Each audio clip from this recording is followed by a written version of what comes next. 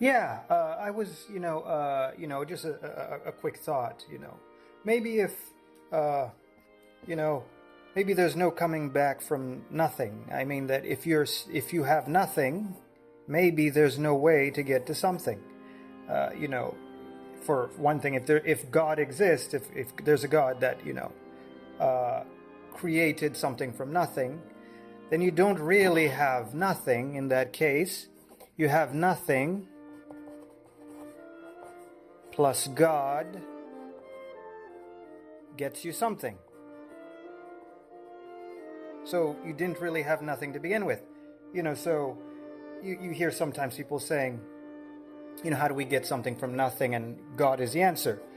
Well, if you don't have God and you have some law of science, that says a universe has to be created, or something has to be created, then you don't really have nothing either. You have nothing plus some law, and you get something.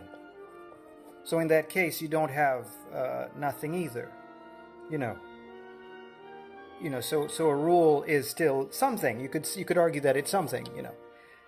Some people might argue that the rule is simpler than a thinking, emotional creator. And so maybe that means that, perhaps, I'm not decreeing anything, perhaps that means that if anything exists right now, if, something exists,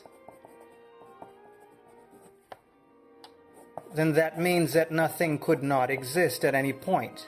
Maybe that's what it means, So something implies there's no nothing, So maybe nothing is not possible, or at least hasn't occurred, But that's just a quick thought, and see you next time.